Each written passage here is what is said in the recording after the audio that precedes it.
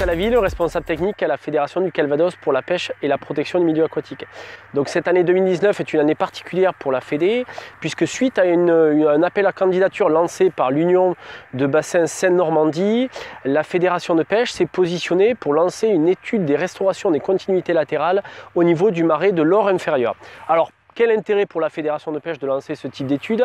Il est double. Donc, dans un premier temps, il y a un volet écologique, puisqu'il faut savoir qu'aujourd'hui, le brochet est une espèce qui est menacée. Donc, on doit tout faire, en tout cas faire un maximum d'efforts pour permettre à cette espèce de pouvoir se développer dans les meilleures conditions. Et pour ce faire, donc, il faut qu'on arrive à comprendre un petit peu ce qui se passe dans ces marais, qui sont un peu des lieux privilégiés pour la reproduction, notamment de cette espèce. Donc là, le but de l'étude, clairement, il va être d'essayer de marquer des poissons et de suivre leur déplacement. Et notamment sur la phase de reproduction qui est la phase essentielle de l'espèce. Donc là, suite à ce marquage et donc au suivi qu'on va pouvoir réaliser jusqu'à la phase de reproduction, on va pouvoir donc identifier, alors j'espère pas, mais si c'est le cas, on risque d'identifier des points de blocage. Donc à nous, face à ces points de blocage, de pouvoir apporter des solutions et des mesures de gestion qui pourront permettre d'exploiter au mieux le potentiel du site. Et puis après, il y a un deuxième aspect, un deuxième objectif, qui est là un volet halieutique, parce qu'on fait également cette étude pour les pêcheurs, on est quand même une fédération de pêcheurs, donc on se doit de travailler pour eux.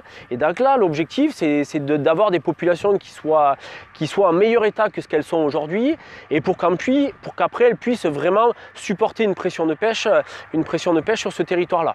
Donc voilà, donc je compte vraiment sur l'effort des pêcheurs, sur leur participation, puisque ces brochets donc, qui ont été marqués au mois de septembre, donc ont été relâchés juste après. Donc l'idée c'est de pouvoir les suivre au moins jusqu'au mois de mai. Donc ces brochets ils sont identifiables on leur a disposé un petit spaghetti, donc il est tout à fait facile de les distinguer des autres brochets qui n'auraient pas été marqués. Donc là ce qu'on demande aux pêcheurs, c'est en cas de capture d'un de ces individus, c'est bien évidemment de le relâcher.